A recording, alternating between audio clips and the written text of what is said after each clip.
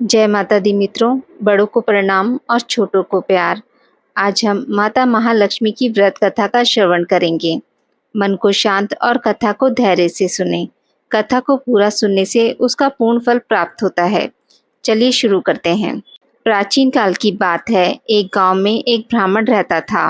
वह ब्राह्मण नियम अनुसार भगवान विष्णु का पूजन प्रतिदिन करता था।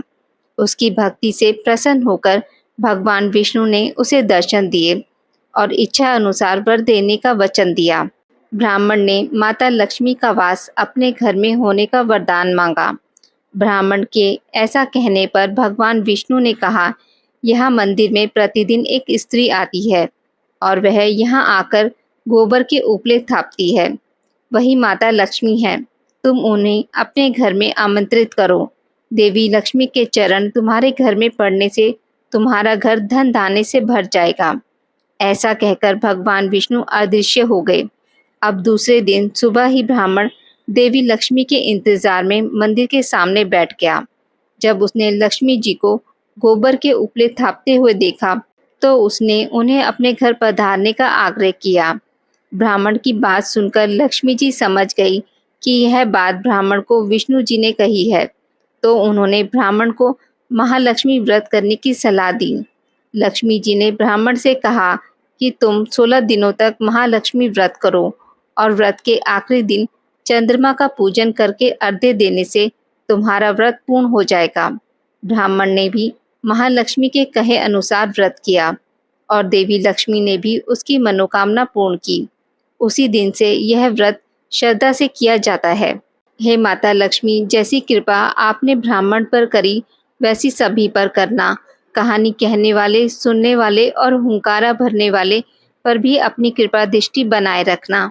दूसरी कथा अनुसार एक समय महर्षि वेदव्यास जी हस्तिनापुर पधारे। उनका आगमन सुन महाराज धृतराष्ट्र उनको आदर सहित राजमहल में ले गए। स्वर्ण सिंहासन पर विराजमान कर उनका पूजन किया। श्री व्यास जी से माता कुंती तथा गंधारी ने हाथ जोड़कर प्रश्न किया, हे महामुने, आप त्रिकालदर्शी हैं, अतः आपसे हमारी प्रार्थना है कि आप हमें कोई ऐसा सरल व्रत तथा पूजन बताएं जिससे हमारा राज्य, लक्ष्मी, सुख संपत्ति, पुत्र पौत्र आदि व परिवार सुखी रहे। इतना सुन श्री वेदव्यास जी कहने लगे, हम एक ऐसे व्रत का पूजन व वर्णन कहते हैं जिसमें सदा लक्ष्मी जी का निवास होकर सुख समृद्धि की वृद्धि होती है। यह श्री महालक्ष्मी का व्रत है। इसे गज लक्ष्मी व्रत भी कहा जाता है, जिसे प्रतिवर्ष अश्विनी कृष्ण अष्टमी को विधिवत किया जाता है। हे महामुने, इस व्रत की विधि हमें विस्तार पूर्वक बताने की कृपा करें। तब व्यास जी बोले, हे देवी, यह व्रत भाद्रपद शुक्ल अष्टमी से प्रारंभ किया जाता है। इस दिन स्नान करके 16 सूत के धागे का डोरा बनाएं, उसमें 16 गांठ लगाएं, हल्दी से पीला करें। प्रतिदिन 16 दूब व 16 गेहूं के डोरे चढ़ाएं। अश्विनी कृष्ण अष्टमी के दिन उपवास रखकर मिट्टी के हाथी पर श्री महालक्ष्मी जी की प्रतिमा स्थापित कर विधि पूर्वक पूजन करें। इस प्रकार श्रद्धा भक्ति सहित महालक्ष्मी जी का व्रत पूजन करने से आप लोगों की राज्य लक्ष्मी में सदा अभिवृद्धि होती रहेगी। इस प्रकार व्रत का विधान बताकर श्री वेदव्यास जी अपने आश्रम को प्रस्थान कर गए। इधर समय अनुसार भाद्रपद शुक्ल अष्टमी से गंधारी तथा कुंती अपने अपने महल में नगर की स्त्रियों सहित व्रत का आरंभ करने लगी। इस प्रकार 15 दिन बीत गए। 16वें दिन अश्विनी कृष्ण अष्टमी के दिन गंधारी ने नगर की सभी प्रतिष्ठित महिलाओं को पूजन के लिए अपने महल में बुलवा लिया। माता कुंती के यहाँ कोई भी महिला पूजन के लिए नहीं आई। साथ ही माता कुंती को भी गंधारी ने नहीं बुलाया। ऐसा करने से माता कुंती ने अपना बड़ा अपमान समझा। उन्होंने पूजन की कोई तैयारी नहीं की एवं उदास होकर बैठ गई।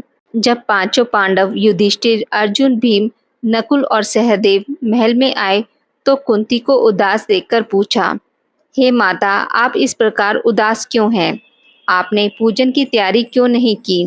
तब माता कुंती ने कहा, हे पुत्र, आज महालक्ष्मी जी के व्रत का उत्सव गंधारी के महल में मनाया जा रहा है। उन्होंने नगर की समस्त महिलाओं को बुला लिया और उनके 100 पुत्रों ने मिट्टी का एक विशाल हाथी बनाया, जिस कारण सभी महिलाएं उस बड़े हाथी का पूजन करने के लिए गंधारी के यहाँ चली गई, लेकिन मेरे यहाँ नहीं आई। यह सुनकर अर्जुन ने कहा, हे माता, आप पूजन की तैयारी करें और नगर में बुलावा लगवा दें कि हमारे यहाँ स्वर्ग के ऐरावत हाथी की पूजा होगी। इधर माता कुंती ने नगर में ढिंडोरा पिटवा दिया और पूजा की विशाल तैयारी होने लगी। उधर अर्जुन ने बाण के द्वारा स्वर्ग से ऐरावत हाथी को बुला लिया। इधर सारे नगर में शोर मच गया कि कुंती के महल में स्वर्ग से इंद्र का ऐरावत हाथी पृथ्वी पर उतारकर पूजा जाएगा। समाचार को सुनकर नगर के सभी नर नारी, बालक एवं वृद्धों की भीड़ एकत्र होने लगी। उधर गंधारी के महल में हलचल मच गई। वहां एकत्र हुई सभी महिलाएं अपनी अपनी थालियां लेकर कुंती के महल की ओर जाने लगी। देखते ही देखते कुंती का सारा महल ठसाठस भर गया। माता कुंती ने ऐरावत को खड़ा करने हेतु अनेक रंगों के चौक पुरवाकर नवीन रेशमी वस्त्र बिछवा दिए। नगरवासी स्वागत की तैयारी में फूलमाला, अबीर, गुलाल, केसर हाथों में लिए प्रतिबद्ध खड़े थे। जब स्वर्ग से ऐरावत हाथी पृथ्वी पर उतरने लगा तो उसके आभूषणों की ध्वनि गूंजने लगी। ऐरावत के दर्शन होते ही जय जयकार के नारे लगने लगे। सायकाल के समय इंद्र का भेजा हुआ हाथी ऐरावत माता कुंती के भवन के चौक में उतर आया। तब सब नर नारियों ने पुष्पमाला, अबीर, गुलाल, केसर आदि सुगंधित पदार्थ चढ़ाकर उसका स्वागत किया। राज्य पुरोहित द्वारा ऐरावत पर महालक्ष्मी जी की मूर्ति स्थापित करके वेद मंत्रोच्चारण द्वारा पूजन किया गया। नगरवासियों ने भी महालक्ष्मी पूजन किया। फिर अनेक प्रकार के पकवान लेकर ऐरावत को खिलाए और यमुना का जल उसे पिलाया गया। राज्य पुरोहित द्वारा स्वाति वाचन करके महिलाओं द्वारा महालक्ष्मी का पूजन कराया गया। 16 गांठों वाला डोरा महालक्ष्मी जी को चढ़ाकर अपने अपने हाथों में बांध लिया। ब्राह्मणों को भोजन कराया गया। दक्षिणा रूप में स्वर्ण आभूषण, वस्त्र आदि दिए गए। तत्पश्चात महिलाओं ने मिलकर मधुर संगीत लहरियों के साथ भजन कीर्तन कर संपूर्ण रात्रि महालक्ष्मी व्रत का जागरण किया। दूसरे दिन प्रातः राज्य पुरोहित द्वारा वेद मंत्रोच्चारण के साथ जलाशय में महालक्ष्मी जी की मूर्ति का विसर्जन किया गया। फिर ऐरावत को विदा कर इंद्रलोक भेज दिया गया। इस प्रकार जो स्त्रियां श्री महालक्ष्मी जी का विधि पूर्वक व्रत एवं पूजन करती हैं, उनके घर धन धान्य से पूर्ण रहते हैं तथा उनके घर में महालक्ष्मी जी सदा निवास करती हैं। आज के इस वीडियो में बस इतना ही। मित्रों, अगर आपको मेरी वीडियोस पसंद आती हैं तो इसे लाइक और शेयर ज़रूर करें और पूजा पाठ से जुड़ी जानकारी के लिए मेरे चैनल को सब्सक्राइब करना ना भूलें। धन्यवाद।